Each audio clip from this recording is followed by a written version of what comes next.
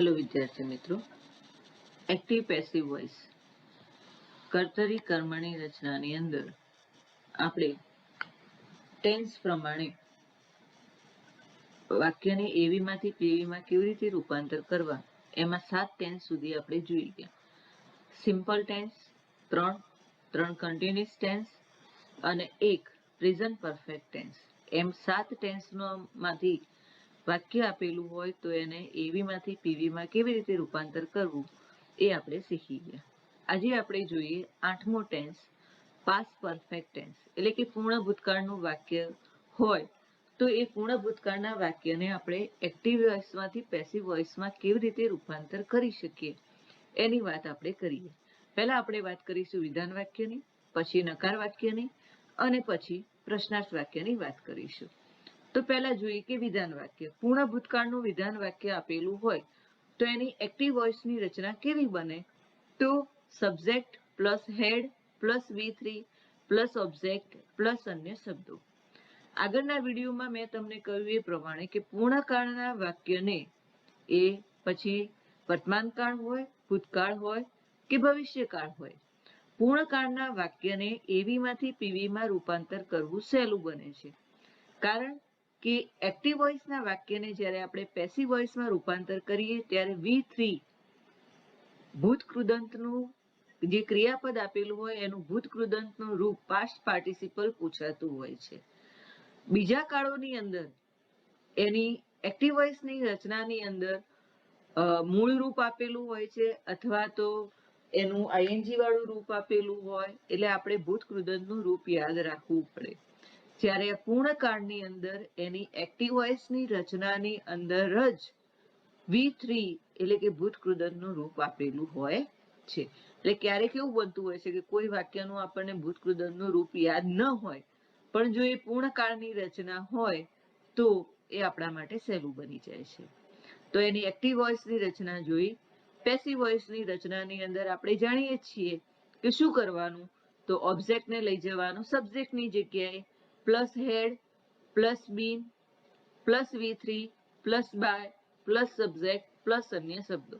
માત્ર ને માત્ર તમારે ઓબ્જેક્ટને સબ્જેક્ટની જગ્યાએ લઈ જવાનું, સબ્જેક્ટને ઓબ્જેક્ટની જગ્યાએ લઈ જવાનું અને હેડ અને V3 ની વચ્ચે બીનનું રૂપ મૂકી દેવાનું, એટલે આ એવીમાંથી પીવીમાં રૂપાંતર થઈ જાય. હવે એને આપણે એક્ઝામ્પલથી જોઈએ. તો પહેલું એક્ઝામ્પલ જોઈએ, I had finished this project. તો આપણે વર્બને વોટ વડે પ્રશ્ન કરીએ એટલે ઓબ્જેક્ટ આપણને મળે. તો ફિનિશ્ડ શું પૂરું કર્યું? ધીસ પ્રોજેક્ટ, તો એ ઓબ્જેક્ટ થયું. તો this project had been finished by, આઈનું થશે મી, કર્મ વિભક્તિ, આઈની કર્મ વિભક્તિ થશે મી, એટલે આપણે ત્યાં મી લખીશું. બીજું એક્ઝામ્પલ જોઈએ, my brother head taken breakfast before they send. તો ટેકન એટલે લેવું, શું લીધું? તો બ્રેકફાસ્ટ, એ ઓબ્જેક્ટ થયું. તો એ સબ્જેક્ટની જગ્યાએ જશે, એટલે કે વાક્યની શરૂઆતમાં જશે. Breakfast had been taken by my brother before they send. ત્રીજું ઉદાહરણ જોઈએ, they went home after they had finished their work. તો they went home એ બીજું વાક્ય છે, એટલે એ એમના એમ જ આવશે. they went home after, અહીંયા પાછળનું વાક્ય આપણે લેવાનું હેડ વાળું વાક્ય. તો their work had been finished by they છે એટલે them થશે. હવે આપણે એને નકાર વાક્ય જોઈએ. તો નકાર વાક્ય બનાવવા માટે નોટનો ઉપયોગ કરીશું. તો હેડ અને V3 ની વચ્ચે નોટ મૂકીશું. તો એક્ટિવ વોઇસની અંદર subject plus had plus not plus V3 plus object plus અન્ય શબ્દો. જ્યારે પેસિવ વોઇસની અંદર હેડ અને બીનની વચ્ચે નોટ મૂકીશું. તો object plus had plus not plus been plus V3 plus by plus subject plus અન્ય શબ્દો, આ એની રચના થશે. તો એના એક્ઝામ્પલ જોઈએ. તો the girl had not sold the pen before I went there. તો અહીંયા પેન એ ઓબ્જેક્ટ છે, તો the pen had not been sold by the girl before I went there. Someone had not stolen my pen. તો my pen had not been stolen. આટલું લખો તો પણ સાચું છે. અહીંયા someone, everyone એવા શબ્દો હોય તો by someone એવું ના લખો તો પણ ચાલે. The doctor had not examined him. તો him એ કર્મ વિભક્તિ છે, તો એ કર્તાના સ્થાને જશે તો થશે he. He had not been examined by the doctor. તો આ એની નકાર રચના થઈ. હવે આપણે જોઈએ પ્રશ્ન વાક્ય. તો પ્રશ્ન વાક્યમાં પહેલા આપણે જોઈશું ઇન્ટ્રોગેટિવ ક્વેશ્ચન. તો એની એક્ટિવ વોઇસની રચના થશે had plus subject plus V3 plus object plus અન્ય શબ્દો. એની પેસિવ વોઇસની રચના થશે had plus object plus been plus V3 plus by plus subject plus અન્ય શબ્દો. તેના એક્ઝામ્પલ જોઈએ. હેડ હી warned the tiger before firing the gun. તો અહીંયા tiger એ ઓબ્જેક્ટ થશે, તો had the tiger been warned by him before firing the gun. Had she written the answer before you came. તમે આવ્યા હતા તે પહેલા તેણીએ જવાબો પૂરા કરી દીધા હતા અથવા તો લખી દીધા હતા.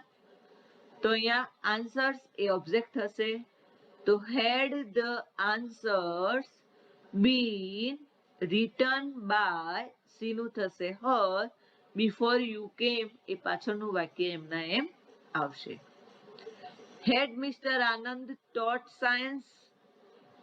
તો had science been taught by Mr. Anand. તો આ રીતે આપણે ઇન્ટ્રોગેટિવ ક્વેશ્ચનને એવી માંથી પીવી માં રૂપાંતર કરી શકીએ. હવે જોઈએ આપણે WH ક્વેશ્ચન્સ. WH ક્વેશ્ચન્સ હોય તો એને કેવી રીતે બનાવી શકાય. તો એની એક્ટિવ વોઇસની રચના થશે WH words plus had plus subject plus V3 plus object plus અન્ય શબ્દો. એની પેસિવ વોઇસની રચના જોઈશું તો WH words plus had plus object plus been plus V3 plus by plus subject plus અન્ય શબ્દો. તેના એક્ઝામ્પલ જોઈએ. તો what had he taken. What છે આપણે ખબર પડે કે કર્મ જાણવા માટે આપણે વોટથી પ્રશ્ન કરીએ છીએ, એટલે વોટ વાળા વાક્યની અંદર કર્મ હોય નહીં, તો કર્મની જગ્યા એ કશું જ આવશે નહીં, સીધું આપણે વોટ પછી સીધા ક્રિયાપદ વર્બ મૂકી દઈશું. તો what had been taken by he. Where had you kept your purse before locking the door.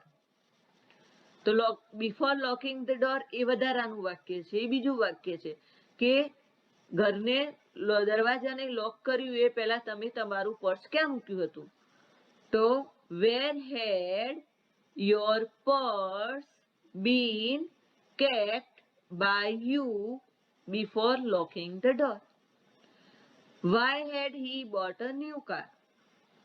તો why had a new car been bought by him. હવે આપણે ત્રીજો પ્રશ્ન વાક્ય જોઈએ. તો who વાળું વાક્ય કે who થી પ્રશ્ન વાક્ય હોય તો એને એવી માંથી પીવી માં કેવી રીતે રૂપાંતર કરીએ. તો એવીની રચના જોઈએ તો who plus had plus V3 plus object plus અન્ય શબ્દો. તેની પેસિવ વોઇસની રચના જોઈશું તો by whom plus had plus object plus been plus V3 plus અન્ય શબ્દો. તો who had broken the glass when I went outside. જ્યારે હું બહાર ગયો ત્યારે ગ્લાસ કોણે તોડ્યા હતા. તો by whom had the glasses been broken when I went outside. Which of the team had won the match. તો by which of the team had the match been won? આ which of the team એ પણ who ના સ્થાને જ આવે એટલે એની સાથે by લાગશે. Who had checked the paper? તો by whom had the paper been checked? તો આ રીતે આપણે પૂર્ણ ભૂતકાળની વાત past perfect tense ની વાત આપણે કરી. હવે આપણે જોઈએ future perfect tense એટલે કે પૂર્ણ ભવિષ્યકાળ નું વાક્ય હોય તો એને એવીમાંથી પીવીમાં કેવી રીતે રૂપાંતર કરી શકીએ. તો એના વિધાન વાક્યની વાત કરીએ તો એની એક્ટિવ વોઇસની રચના થશે સબ્જેક્ટ પ્લસ વિલ સેલ, ભવિષ્યકાળ છે એટલે વિલ સેલ તો આવે જ, પ્લસ હેવ પૂર્ણ છે એટલે હેવ આવશે, plus V3 plus object plus અન્ય શબ્દો. પેસિવ વોઇસની રચના જોઈએ તો object plus will shall plus have plus been plus V3 plus by plus subject plus અન્ય શબ્દો. તો આ વિલ અને સેલ વાળા વાક્યો આપણે અહીંયા જોઈશું. તો એનું એક્ઝામ્પલ જોઈએ. He will have finished the job. તો ઓબ્જેક્ટ થશે the job. Will have been finished by them. They will have solved the problem. So the problem will have been solved by them. They will have played cricket. So cricket will have been played by them. હવે આપણે નકાર વાક્ય જોઈએ. તો નકાર વાક્યમાં નોટનો ઉપયોગ કરીશું. તો will cell અને have ની વચ્ચે નોટ મૂકીશું. એની એક્ટિવ વોઇસની રચના હોય કે પેસિવ વોઇસની રચના હોય, will સેલ અને have ની વચ્ચે આપણે નોટ મૂકીશું. તો એક્ટિવ વોઇસની રચના થશે subject plus will shall plus not plus have plus V3 plus object plus અન્ય શબ્દો. એ જ રીતે પેસિવ વોઇસની રચના થશે object plus will shall plus not plus have plus been plus V3 plus by plus subject plus અન્ય શબ્દો. તો એનું એક્ઝામ્પલ જોઈએ. He will not have received the letter. So the letter will not have been received by him. Heનું થશે him. She will not have cooked the sweet dish. So the sweet dish will not have been cooked by her. શીનું થશે her. I shall, I ની સાથે shall વપરાયું. તો I shall not have planted the roses tomorrow. તો the roses, હવે I હતું તો shall વપરાયું, તો the roses છે તો એની સાથે will આવશે. તો the roses will not have been planted by, I નું થશે me, tomorrow. તો આ આપણે નકાર જોયું. હવે પ્રશ્ન વાક્ય જોઈએ. તો પ્રશ્ન વાક્યમાં પહેલો પ્રકાર ઇન્ટ્રોગેટિવ ક્વેશ્ચન. તો will સેલ ને આગળ લઈ જઈશું. તો will સેલ એક્ટિવ વોઇસની રચનાની વાત કરીએ તો will shall plus subject plus have plus V3 plus object plus અન્ય શબ્દો. જ્યારે એને પેસિવ વોઇસની વાત કરીશું તો will સેલ પ્લસ સબ્જેક્ટની જગ્યાએ જશે object plus have plus been plus V3 plus by અને ઓબ્જેક્ટની જગ્યાએ જશે સબ્જેક્ટ પ્લસ અન્ય શબ્દો. તેના એક્ઝામ્પલ જોઈએ. તો will they have played a video game? તો will ઓબ્જેક્ટ થશે video game. તો will video game have been played by, તેનું થશે them. Will you have read a novel? Will you have read a novel? Read નહીં વંચાય, અહીંયા read વંચાશે કારણ કે V3 નું રૂપ છે. તો will a novel have been read by you? Will she have written an essay in her notebook? તો અહીંયા ઓબ્જેક્ટ થશે an essay. તો will an essay have been written by her in her notebook? અહીંયા C આપણને એમ છે C ની સાથે have, જેની સાથે have. હા, કારણ કે અહીંયા have એ ફરજિયાત છે. he હોય she હોય. ફેરફાર શેમાં થશે? will અને સેલ માં. કે will કોની સાથે આવે ને સેલ કોની સાથે આવે. have માં કોઈ ફેરફાર થતો નથી. માટે ઘણીવાર આપણને એમ થાય કે સી ની સાથે have આવ્યું વાક્ય ખોટું હશે. ના, આમાં have ફરજિયાત છે કારણ કે પૂર્ણ ભવિષ્યકાળ છે માટે. તો will she have written an essay in her notebook? તો will and essay have been written by her. સીનું her થયું in her notebook. હવે આપણે જોઈએ બીજો ક્વેશ્ચન, પ્રશ્ન વાક્ય એટલે કે WH ક્વેશ્ચન. તો એની એક્ટિવની રચના થશે WH words plus will shall plus subject plus have plus V3 plus object plus અન્ય શબ્દો. એની પેસિવ વોઇસની રચના જોઈએ તો WH વર્ડ પ્લસ will યા shall plus object plus have plus been plus V3 plus by plus subject plus અન્ય શબ્દો. તો એના એક્ઝામ્પલ આપણે જોઈએ કે what will you have taught. હવે વોટ આવી એટલે આપણને ખબર પડી જવી જોઈએ કે વાક્યમાં કર્મ આપેલું નથી. તો what will have been taught by you. Where will she have put her purse. તો હર પર્સ એ ઓબ્જેક્ટ થયું. તો where will her purse have been put by her. શીનું થશે her. Why will you have arranged the party? તો why will the party have been arranged by you? હવે આપણે ત્રીજો પ્રશ્ન વાક્યનો પ્રકાર જોઈએ, who વાળું પ્રશ્ન વાક્ય. તો એની રચના જોઈએ તો who plus will shall plus have plus V3 plus object plus અન્ય શબ્દો.